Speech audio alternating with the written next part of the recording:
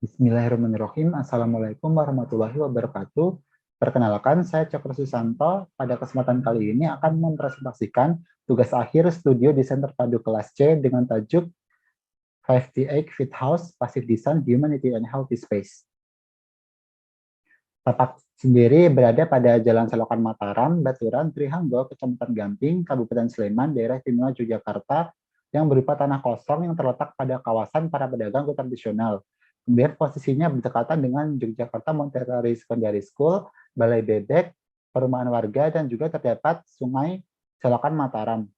Untuk analisisnya sendiri ada analisis existing tapak, cahaya matahari, angin, view, kebisingan yang menghasilkan bangunan berorientasi pada arah utara dan juga menghindari angin dan juga cahaya matahari dari arah barat dengan cara terdapatnya barrier atau shading dari kayu. Kemudian untuk analisis usernya sendiri berupa satu keluarga yang terdiri dari ayah, seorang guru seni rupa, ibu, produsen kue tradisional, anak, siswi sekolah dasar, dan nenek yang memakai truk untuk berjalan. Untuk kebutuhannya sendiri ada ruang bekerja, ruang produksi dan klien, ruang bermain dan belajar, kemudian area berjemur, kemudian untuk polisinya sendiri memberikan new living unit yang mampu memenuhi semua kebutuhan anggota keluarga. Isu utama dari perancangan ini adalah tersedianya lahan yang terbatas, kemudian kebutuhan akan ruang hijau, kebutuhan user yang harus optimal, dan juga iklim tropis yang ada di Indonesia. Untuk diagram konsepnya sendiri, desain ini dirancang untuk mampu menyatukan manusia dengan lingkungan melalui sebuah rancangan new living unit dengan konsep unity with nature. Artinya manusia dengan lingkungannya harus menyatu. Tujuannya adalah mampu memenuhi kebutuhan akan aktivitas manusia di dalam ruang yang didukung dengan aspek alami dari lingkungannya.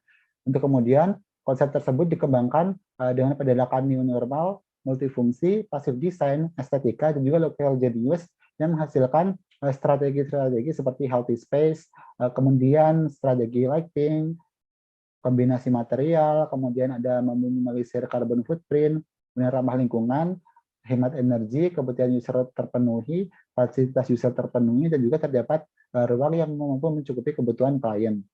Untuk desain sendiri menggunakan passive design sebagai respon terhadap iklim.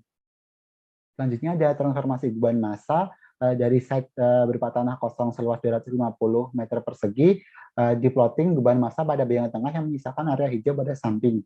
Kemudian beban massa dipecah menjadi 3 bagian untuk membentuk area sirkulasi. Dan yang terakhir, beban massa dinaikkan untuk penghawaan alami dan juga terdapat area yang digunakan sebagai skylight atau pencahayaan alami.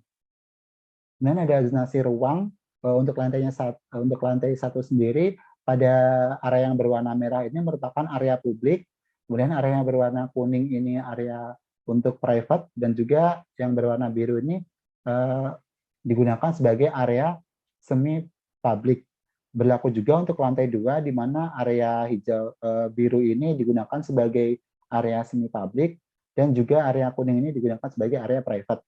Kemudian untuk program ruangnya sendiri, pada lantai 1 terdapat kamar mandi, gudang, kamar tidur nenek, ruang makan, dapur keluarga, tempat sholat dan juga toilet karyawan. Kemudian ada dapur produksi, ada ruang belajar anak, kemudian ada indoor garden, ada teras depan, dan ada ruang tamu. Untuk lantai 2-nya sendiri ada ruang keluarga, kemudian ada ruang bekerja ayah, ada kamar ayah dan ibu, kemudian ada kamar dari anak dan juga ruang belajar, dan juga ada roof garden. Kemudian ini adalah aksonometri struktur dan juga aksonometri dari rancangannya. Dan ini adalah pendekatan passive design yang digunakan pada rancangan, di mana menggunakan skylight dan juga bukaan dengan target utama pada bagian skylight ini menyinari indoor garden yang ada di ruang tengah dan juga menyinari keluarga yang sedang berada di dalam ruang anggota keluarga ini. Kemudian pada bagian timur diberi bukaan berupa jendela mati dari material kayu yang berlubang atau berongga sebagai jalan angin masuk keluar melalui sebelah barat. Kemudian pada potongan ini juga terlihat bahwa terdapat jendela kaca yang sebagai area untuk masuknya angin untuk keluar ke arah selatan pada bukaan bagian belakang rancangan. Kemudian ini terlihat jelas skylight-nya menyinari bagian indoor dari taman yang berada di dalam ruangan. Dan inilah 58 feet house